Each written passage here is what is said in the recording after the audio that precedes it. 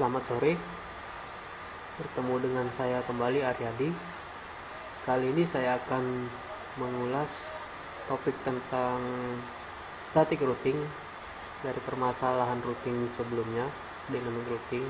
Materi baru kita adalah static routing, di mana static routing ini agak berbeda konfigurasinya daripada dynamic routing. Pada dynamic routing, sebuah router akan mendistribusikan IP yang dia pakai ke seluruh jaringan secara broadcast atau secara menyeluruh dan menyebar secara otomatis di jaringan. Nah, tetapi kalau di routing statik, untuk pendistribusian IP-nya kita akan mengakses sebuah IP, misalnya dari router 1 ini ada PC1 dengan alamat IP kelas B, dan diakses oleh router 0 melalui alamat IP yang ada di interface router 1 yang terhubung ke interface router 0.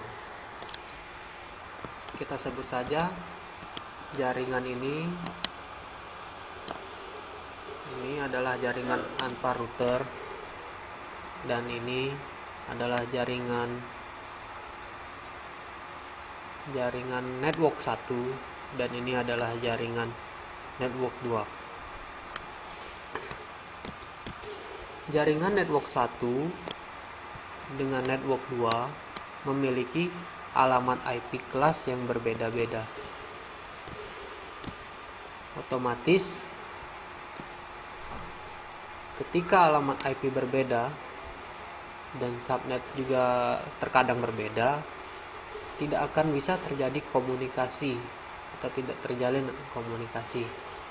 Tapi perantaranya, agar bisa terjalin komunikasi, dilakukanlah routing, proses routing, di mana proses routing akan melibatkan IP antar router, jaringan antar router ini, untuk mencomblangkan, kita katakanlah seperti itu, mencomblangkan IP dari network 1 ke network 2 ataupun sebaliknya. Dengan seperti itu bisa terjalin konektivitas, tapi secara teknik konfigurasi static routing ini tidak mudah, karena dalam memasukkan tabel routing, pada saat memasukkan tabel routing harus benar-benar teliti.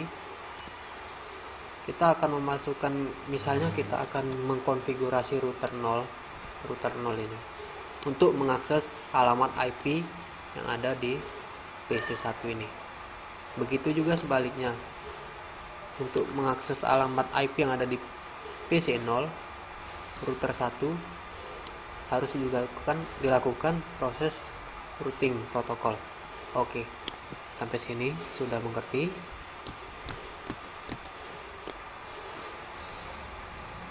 Dalam tata cara pengaksesan ada yang namanya next hop address, di mana alamat ini adalah alamat network yang akan diakses oleh router 0. Dan via address adalah perantara, di mana sebuah address atau alamat network dari klien daripada router ini diterjemahkan atau menjadi perantara sebagai penghubung antara dua jaringan 1 dan jaringan 2.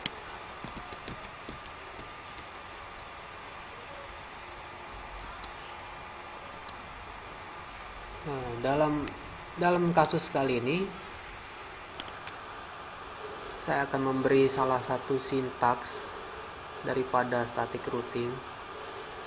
Misalkan seperti ini.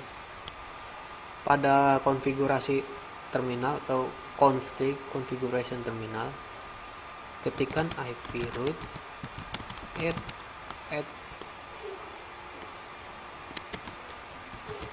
Next, hop address.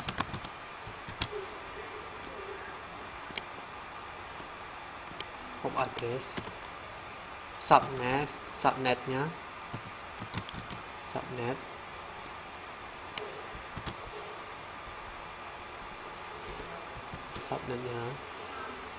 kemudian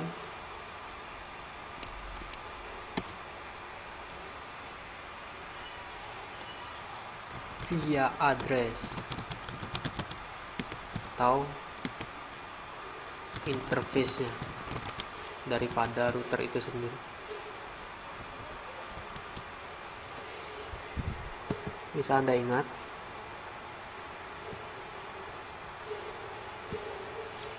next hop address adalah IP network address daripada jaringan itu sendiri. Seperti jaringan ini memiliki IP 172.16.1.0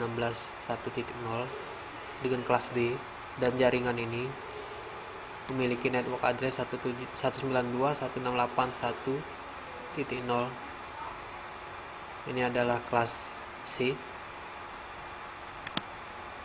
Subnet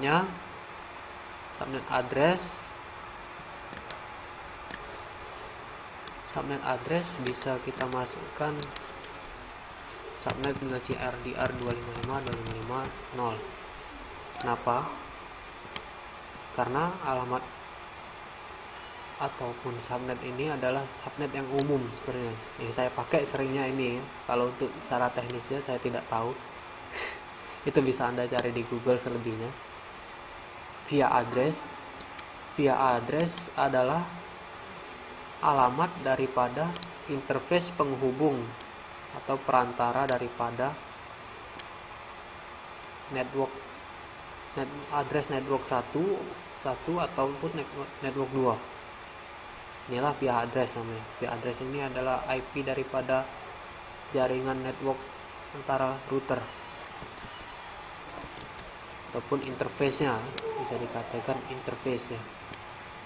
Oke, sampai sini saya harap Anda sudah mengerti. Kita buka project atau buat project baru dengan Cisco Packet Tracer.